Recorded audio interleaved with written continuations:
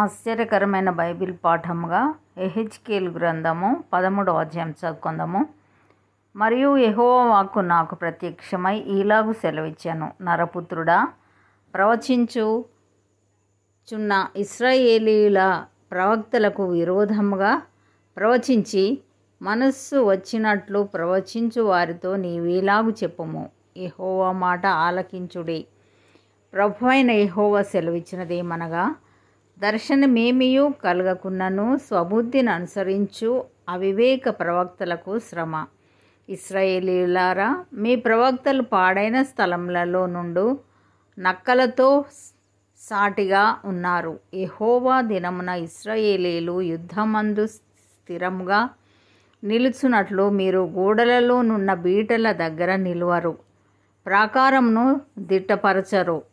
వారు వ్యర్థమైన దర్శనములు చూచి అబద్ధపు సోదె చూచి యెహోవా తమను పంపకపోయినను తాము చెప్పిన మాట స్థిరమని నమ్మునట్లు ఇది యెహోవా వాక్కు అని చెప్పుదురు.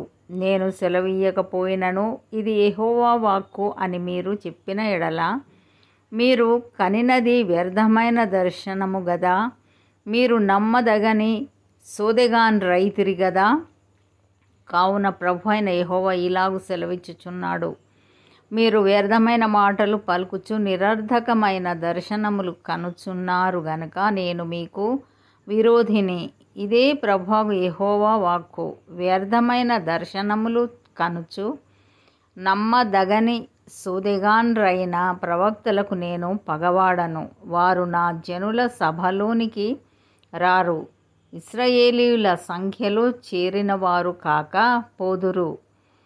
వారు ఇశ్రాయేలీయుల దేశములోనికి తిరిగి రారు. అప్పుడు నేను ప్రభువైన యెహోవానని మీరు తెలుసుకొందురు. సమాధానమేమియూ లేకపోయినను వారు సమాధానమని చెప్పి నా జనులను మోసపుచ్చుచున్నారు. నా జనులు మంటిగోడను కట్టగా వారు వచ్చి దాని మీద గచ్చు పూత పూసెదరు.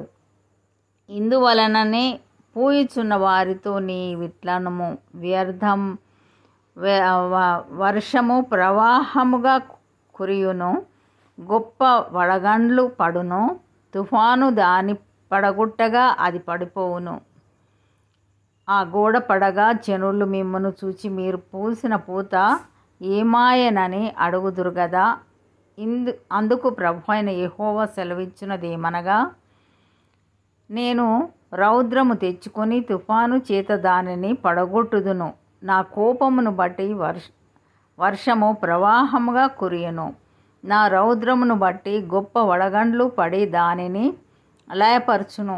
దాని పునాది కనబడునట్లు మీరు గచ్చుపూత పూసిన గోడను నేను నేలతో సమముగా కూల్చెదను. అది పడిపోగా దాని క్రింద మీరును నాశనమగుదురు. అప్పుడు నేను యెహోవానని మీరు తెలుసుకుందురు. ఇలాగున ఆ గోడ మీదను దాని మీద గచ్చుపూత పూసిన వారి మీదను నా కోపం నేను తీర్చుకొని ఆ గోడకును దానికి పూత పూసిన వారికిని పని తీరేనని మీతో చెప్పుదును. యెరూషలేమునకు సమాధానము లేకపోయినను ఆ పూత పూయువారు సమాధానార్థమైన దర్శనములు కనుచు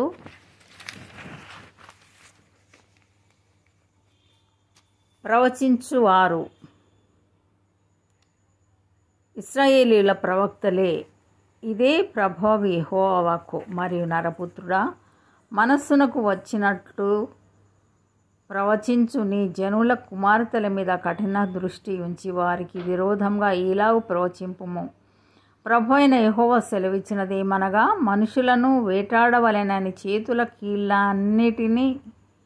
కీళ్ళన్నిటికీ గుడ్డలు కుట్టి ఎవరి ఎత్తు చొప్పున వారి తలలకు ముసుగులు చేయు స్త్రీలారా, మీకు శ్రమ.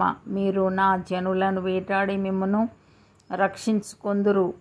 అబద్ధపు మాటలను అంగీకరించు నా జనులతో అబద్ధపు మాటలు చెప్పుచు చేరెడు యవలకును రొట్టె ముక్కలకును ఆశపడి మరణమునకు పాత్రులు కాని వారిని చంపుచు బ్రతుకుటకు అపాత్రులైన వారిని బ్రతికించుచు నా జనులలో మీరు నన్ను దూషించెదరు.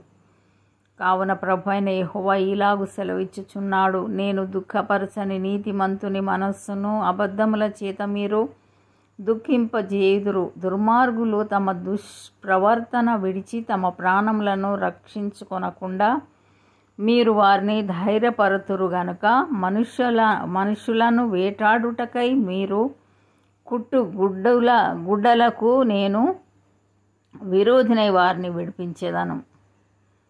మీ కౌగిటిలో నుండి వారిని ఊడబెరికి మీరు వేటాడు మనుషులను నేను విడిపించి తప్పించుకొననిచ్చేదను. మరియు నేను యెహోవానని మీరు తెలుసుకొనున్నట్లు మీరు వేసిన ముసుకులను నేను చింపి మీ చేతిలో నుండి నా జనులను విడిపించెదను. వేటాడుటకు వారికను మీ వశమున ఉండరు. మీరికను వ్యర్థమైన దర్శనములు కనకయుందురు, సోదె చెప్పకయుందురు. నేను యెహోవానని మీరు తెలుసుకొనున్నట్లు నా జనులను మీ వశము నుండి విడిపించెదను. ఇంతటితో ఈ దినం కొరకైన బైబిల్ పాఠము సరి.